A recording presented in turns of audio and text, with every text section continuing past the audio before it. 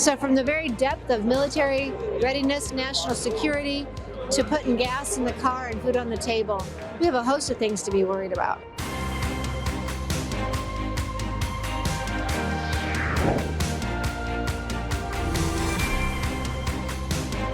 Hey guys, Alex Newman here with The New American. We are at the Moment of Truth Summit hosted by Mike Lindell, and we're with my friend Tamara Scott. She is, among other things, the host of an amazing show on Lindell TV. It's called The Tamara Scott Show. She's also on the RNC, and you've been working on promoting freedom and things for a very long time. It's great to have you with us. What are some of the issues that you think right now are most important for Republicans to be thinking about and to be working on? Well, first off, let me say thank you. It's an honor to be here with you because you were always the guest on my show for so many years, so that now that you're even having me on yours is an honor. I thank you for that. Well, it's an honor to have you, so thank you. And I appreciate the work that we do together, fighting so many causes, working to educate people. So I just appreciate our partnership. Okay, question on what we're doing right now, what we should be concerned about in America. Listen, folks, if you even have to think that through, right? Since Trump went out of office, no matter what you thought of Trump, since he went out of office, we went from being an energy exporter to now energy dependent, though it's not necessary. We still have plenty of energy here. And your gas at the pump went up how much? People are now having to decide, do I put food on the table, gas in the car, or what other option am I going to remove from my family? So there's something that's on everybody's plate right now, no pun intended, but here's the deal. How do you thrive as a family when you're working to simply survive? And I believe there's a group somewhere out there that knows that. If they can keep you distracted, if they can keep you in peril, it's hard to fight a cause when you're working to pay the rent. So these are very everyday issues that I think have hit us up hard, not just the energy, but since this administration came in, we've had the largest landmass invasion since World War II. And I believe that that's a cause of, with Trump, he was rebuilding our military, strengthening our military. He obviously honored and respected our military, as well as working across the globe to connect with other leaders who maybe we don't even consider our friend, whether it's North Korea or whoever it is. But he would go to the UN and directly talk right to them about religious liberty and inalienable rights that we enjoy in America, not being something that is divided or decided by borders, but everybody across the globe should have those inalienable rights because they come from our Creator. That's right. He put it to them. I love this about Trump. He would put it to people right when he was at their table, right? And so when he did that, now you see what's happening. We have a military that's being weakened. Biden is systematically dismantling our military, whether it's recruiting numbers down. We're 2 months left in the fiscal year, and I think they're either at 40% of recruiting numbers or they're 40% shy of recruiting numbers. We have people walking away from the military, not wanting to, but over this COVID coercion of these injections under the guise of military readiness. But you're going to tell me kicking them out makes us more ready? And then add to that the wokeism, not just in our public schools, thank you Loudoun County, for waking up America the 2021 election, but it's on our military bases. They're doing drag queen shows on our military bases. Langley Air Force Base, July 30th, drag show. We've got stories about a sailor, Harpy Daniels, on a warship talking about being transgender. They're transgendering our children in these schools and not telling parents. Marsha Blackburn had a great amendment on the NDAA bill to stop the schools at our military bases from doing this to our children without parental knowledge, right? So you've got those issues. Oh, not to mention, China's putting up 5 warships to our 1. And so they're launching warships while we're launching word skills. Yeah, right. On transgender, right, pronouns. So, there's just a few, and we're just scratching the surface. And so from the very depth of military readiness, national security, to putting gas in the car and food on the table, we have a host of things to be worried about. Yeah, no kidding. I want to ask you about the Republican Party specifically. There's obviously this tug of war going on. Liz Cheney just got crushed in her primary, along with some of the other anti-Trump activists in Congress. They're just being decimated. And this is trickling down to the local level. I mean, just a moment ago, you and I were talking to some of the people who were trying to get conservatives on their local party boards, and they're being blocked. What's going on? What are you seeing? I'm also hearing that there are Democrats trying to infiltrate the party. So tell us what you're seeing, what's going on, as much as you can. And so as far as Democrats infiltrating the party, whether that's because this is the winning party right now, Yeah. so you always have more people wanting to come over to the winning party. And somebody mentioned that a while ago, and I thought, no, because you and I hold to our values no matter who's winning. Yeah. We just do it because it's the right thing to do. Yeah. But there is some of that. There's also some deceit. People coming over because they want to, if they think their district has gone Republican, they're going to try and slide the Democrat in where they think they can. Wyoming, looking at you. Oh my gosh, right? And I'm sorry, Liz Cheney, but if you couldn't get any more clear message, that maybe you need to find another line of work. So think about 2024 if you wish, but Yeah. Unless they really rig it, I mean, that's going to be quite a feat. Huh? That's like some of us saying, I want to be in a size 2. Wish it all you want.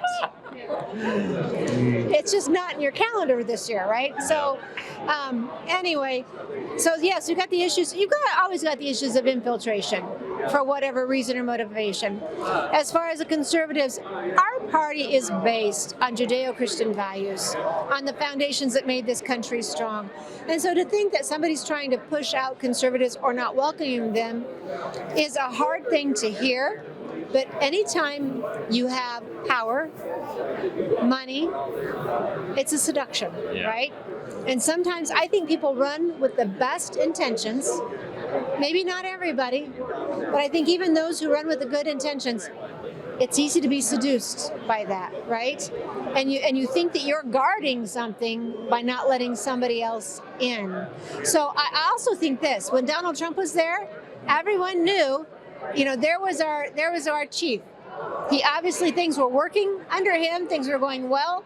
So you had a lot of state parties going along, whether they really liked him or not. Now that he's gone, you see that turf war. Yeah. You see the territory, the arguments over territory. And I would say this: I think Zinke said when he was Secretary of the Interior, when you start lowering the swamp, draining the swamp, you see a lot of swamp monsters that you didn't know were lurking below the surface, right? Yep. And so now Trump's gone, and I think the swamp monsters are starting to feel a little more comfortable about raising their heads. So I just think we have the old-fashioned territory war in the Republican Party. Who's going to reign? It's a battle against good and evil. It's the same spiritual battle that we've seen across the globe for the ages of time. Yeah. And it's nestled in our party because, frankly, the Democrats gave up a long time ago. Yeah, it's so true. I want to ask you about another hot issue. You and I have talked about this a little bit. Article 5 Constitutional Convention is an issue that's kind of dividing Republicans and conservatives right now, but you've expressed some serious concerns. Why are you concerned about the idea of opening up the Constitution to amendments? Okay, so obviously the issue of opening up the Constitution is a reckless, dangerous idea. We're just talking about these conventions and people trying to take over conventions. At any of those conventions, the parliamentarian, those who know the rules, can shift the rules, use the rules however they wish, whether it's suspending the rules and changing, everything's out the window. There's just a whole myriad of risks there. But first off, let me just say, what's wrong with our Constitution? Yeah, that's what I want to know. You and I both know Robert Brown, who does such a phenomenal job of debating this issue with such kindness and peace. And what's wrong? Where is the shortcoming in our Constitution? First off, as he would say, the solution is our Constitution, Article 6, upholding the oath of office. So many of the things we're dealing with, if it's, we hear people asking for a balanced budget amendment, which is one of the things they use for bait, right? Balanced budget amendment, term limits, local control, reining in government, all those things would happen if we enforced the existing Constitution. That's right. If we went back to enumerated powers, right? Balanced budget, and this is all from Robert, balanced budget, and I used to interview you on this as well, but a balanced budget, all you do is raise the revenue. Seldom do politicians appropriations, lower the spending, and you can spend it on anything you want as long as you cover the budget. Okay, so if you can't take a loan, what do you do in wartime? If you can't take a loan to get equipment, tanks, ammunition, whatever it is, you lose your country. A balanced budget won't mean much. If you put an exemption in there during wartime, when was the last time America wasn't in conflict? If it's during an emergency type action, I think Robert Brown said that goes back even further. But if you go back to enumerated powers, everything that our founding fathers listed, what we can and cannot spend money on at the federal level, clears it up. Clear, and it's done. And he says if you went to that, you would save, I think it's 80%, maybe even 90% of your budget. We'd be paying off the national debt. China wouldn't be an issue. Right? So true. So the problem is not the Constitution. The Constitution is the solution. And let me just go here. This is Tamara now, so don't blame anybody else for this. Go back to 2020, 2021. Our rights were just trampled. Our Constitution was shredded and ignored. And it shouldn't have happened. The lockdowns, the closings, I don't care if you're Republican or Democrat, the Constitution stands. It's made it through Civil War, it's made it through famine, it's made it through crisis, and it should have made it through this virus. We allowed all those things because it was such a psyops of fear and unknowing, and if you care for your neighbor, you'll be complacent. You'll be complicit, and you'll come along. If you don't, you don't care for your neighbor. The guilt, right? And so in that 2020, 2021, did you ever hear the Convention of States come out and stand for the Constitution? Say this shouldn't be happening under article or amendment or whatever? They never defended it. All they ever did was use it as one more reason we needed to undo it, revise it, rewrite it, or replace it. That's all it was a fear tactic. That's all they ever used. When I think it's the one thing that upheld our rights in courts now. It's how they're winning cases. Yeah, that's how they got rid of the mask mandate. Right? The judge said that's unconstitutional. It's the one document that saves us, that our rights are endowed by our Creator, but that Constitution is what secures them. The military defends them, but it's what secures them. And so when you see them all shredded like that, all right, so here you want my I don't have my tinfoil tiara with me today. Let's hear it. I put it on every so often on the show, and frankly, better than a mask. I'm going to have to start selling them because my conspiracy theories have all come true. Right, yeah, I know. That means they're not theories anymore, though. The CDC owes me an apology. Yeah, all of us, I think. Right. So, all right. So here's my conspiracy theory. We've now learned about the World Economic Forum, right? If you weren't paying attention before, you have to be under a rock to not know what they're up to now. Have you seen the little video where they're giving their goals? It looks like a chamber of commerce. Beautiful music, beautiful scenery. Oh, yeah, the predictions by 2030, you'll own nothing and you'll be happy. Oh, yeah, right. That America will no longer be a superpower. They're going to find aliens. We're going to eat less meat. Right. I mean, that's bonkers. Traditional values will be tested to their breaking point, which is something they want. We'll have to rent everything, so someone's going to own stuff. Right. Just not us. Right. So if you look at that video, you now know where they're headed. We've heard about population control, which is, they've now brought it to the point where we know it's no longer just about controlling unwanted pregnancies or even abortions. It's about reducing the population that's here. How's that going to be done? So when you're finding out all of this is about global governance, all right, the Constitution is the one obstacle to global governance. It's the one obstacle to a North American Union. It is the one document that protects us as a people. I think you take that to a convention, you risk losing it. And I think some of them at the top, maybe not the good Americans who have just bought into the argument they've heard at a gun show, but somewhere at the top, I think they're quite all right putting it at risk. And if we lose the Constitution, that helps us global governance.